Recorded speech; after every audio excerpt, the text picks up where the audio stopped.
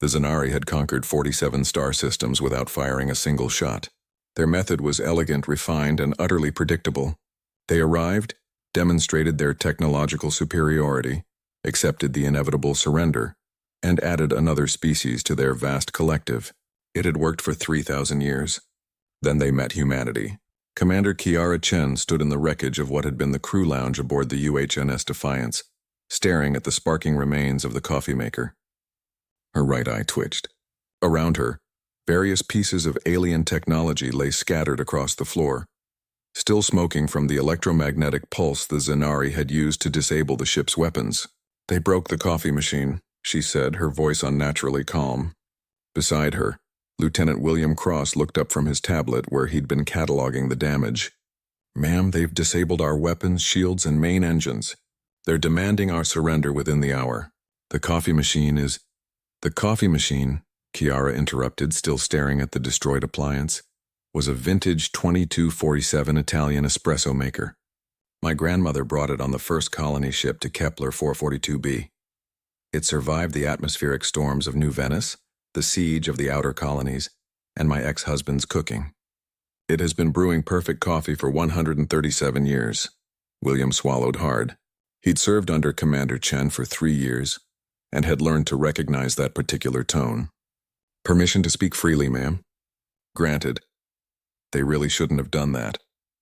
The Zanari flagship, the Eternal Ascendant, hung in space like a monument to their superiority. Supreme Coordinator Vexthor stood on the bridge, multiple appendages folded in satisfaction. The human vessel was disabled. Their surrender was imminent. Everything was proceeding according to protocol. "Supreme Coordinator," his second announced, "the humans are hailing us." "Excellent. Put them through. Let us receive their capitulation with the dignity it deserves." The screen flickered to life, showing a human female in a military uniform. Her expression was eerily pleasant, like the calm before a supernova. "I am Commander Kiara Chen of the United Human Navy ship Defiance," she said. "You have committed an act of war against humanity." Vexthor's translator struggled with the emotional undertones in her voice. "We have simply demonstrated our supremacy, as is our way. Your resistance is futile. Surrender, and you will be incorporated into our collective with minimal disruption to your... You broke our coffee machine." Silence filled the bridge of the Eternal Ascendant. Vexthor's sensory stalks twitched in confusion. What?" "Our coffee machine." Each word dropped like a hammer. "You have 30 minutes to send replacement parts or we're coming over there." The communication ended abruptly. Vexthor turned to his tactical officer. "Scan their ship. Surely they cannot pose a threat in their current state." "Sir, our scans show their main systems are offline. However..." The officer hesitated. "They appear to be cannibalizing their escape pods and life support systems." "For what purpose?" "Unknown, sir." 28 minutes later, Vexthor understood. The human ship, supposedly crippled, suddenly erupted with activity. Jury-rigged weapons, constructed from spare parts and what appeared to be plumbing fixtures, emerged from improvised ports. The humans had turned their entire vessel into a kinetic projectile, using their auxiliary thrusters in ways that violated at least 15 laws of physics. "They're on a collision course," the tactical officer shrieked. "Impact in 40 seconds. Evasive maneuvers." "Sir, they've launched something." "Multiple somethings." On the screen, Vexthor watched in horror as armored human figures flew through space, propelled by nothing but repurposed fire extinguishers and what his translator insisted on calling sheer audacity. They were using cutting torches as weapons, emergency oxygen tanks as explosives, and... was that a wrench? The first human crashed through the Eternal Ascendant's hull, using a mining laser powered by a portable generator. More followed, the bridge filled with alarms. "Hull breaches on decks 4 through 17. Intruders in engineering. They're... Supreme Coordinator, they're heading for the command deck." The door to the bridge exploded inward. Commander Chen stepped through, still wearing her pleasant smile, a makeshift plasma cutter in one hand. Lieutenant Cross followed, wielding what appeared to be a reinforced metal pipe. "Where," Kiara asked sweetly, "is your replicator technology?" Vexthor's translator was now adding footnotes about terrifying and unprecedented aggression over caffeinated beverages. He raised his appendages in surrender.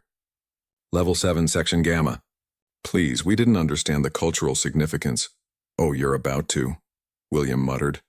3 hours later, the Zanari flagship hung in space, its crew huddled in their quarters, traumatized. The humans had taken their replicator technology, fixed their coffee machine, and somehow improved it to make even better espresso. They'd also helped themselves to the Zanari database, 3 crates of their most advanced power cells and all the chocolate from the commissary.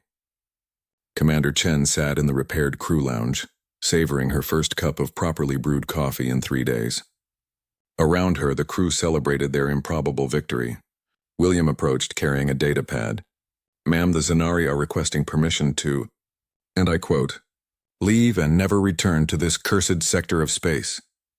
Chiara took another sip of her coffee. Perfect temperature, perfect crema. Permission granted. But first have them broadcast a message to all their member species. "What message, ma'am?" She smiled, a real smile this time. "Tell them the first ones learned something today. Humanity has one rule: never interrupt our coffee. And if you break the machine..." She gestured at the sparking debris still floating outside the viewport, the remains of the Zanari's weapons systems, destroyed during the humans' counterattack. "We'll break everything else." As the Zanari fled into deep space, their database was already updating. A new entry appeared under species classifications. Humans, status uncontactable. Threat level maximum. Special note, do not touch their coffee. The legend spread across the galaxy within weeks. The species that had conquered 47 systems without firing a shot had been routed by a crew of caffeinated humans with improvised weapons and an attitude problem. And somewhere in the crew lounge of the UHNS Defiance, a vintage 2247 Italian espresso maker continued brewing perfect coffee, just as it had for 137 years, and would for 137 more. Because some things in the universe were sacred, and humanity's coffee was one of them.